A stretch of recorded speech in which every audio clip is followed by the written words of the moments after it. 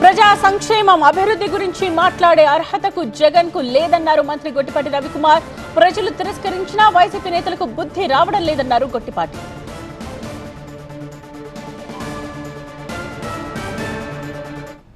మేము ప్రజలకు ఏదైతే అపోజిషన్లో ఉన్నప్పుడు చెప్పామో వాటిని చూసా తప్పకుండా మళ్ళీ ఎలక్షన్కి వెళ్ళే లోపల ఖచ్చితంగా మేము చేస్తాం. అది అన్నీ మళ్ళీ 300 అన్నా క్యాంటీన్లు పెట్టాం. ఏదైతే టీచర్ డిఎస్సీలు టీచర్లు ఉద్యోగాలకు సంబంధించి ఏదైతే ఎలక్షన్లో నారా లోకేష్ గారు మాట ఇచ్చారో 16,500 మందికి అవి ఖచ్చితంగా చేస్తాం. మా పార్టీ ఏదైతే హామీ ఇచ్చామో అది తూచా తప్పకుండా మేము ఇస్తాం.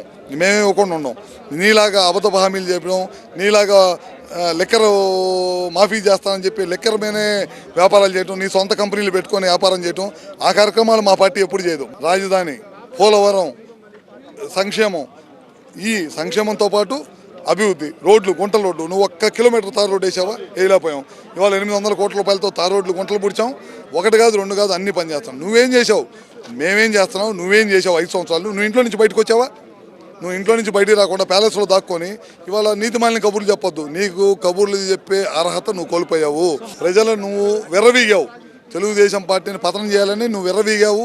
తెలుగుదేశం నాయకుల మీద దాడులు చేపించావు. తెలుగుదేశం పార్టీ నాయకుల ఆస్తుల్ని తీసేసావు. తెలుగుదేశం పార్టీలో గౌరవంగా పెట్టే మనుషుల్ని చంపేశావు. తెలుగుదేశం పార్టీ ఎట్లాంటిదంటే ఒక చంద్రయ్యని చంపేస్తే చంద్రయ్య కొడుకుకి ప్రభుత్వ ఉద్యోగం ఇచ్చే పార్టీ తెలుగుదేశం పార్టీ.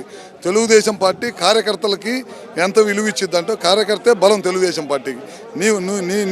నీ పార్టీ లాంటిది కాదు. విషయం అర్థమైన మటుకి లోకేష్ తన ధైర్యాన్ని రుజువు చేశాడు.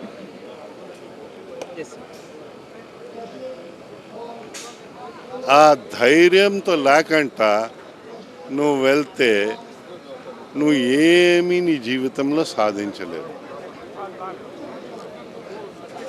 అన్నగారు ఏం బోధించేవారు? పౌరుషాన్ని పెంచేమనేవారు, మూర్ఖత్వం కాదు. పౌరుషం ఎప్పుడు విలువలతో ఉంటుంది. మూర్ఖత్వానికి తల ఉండదు, తోకుండదు, జగన్ అలాగే ఉంటుంది.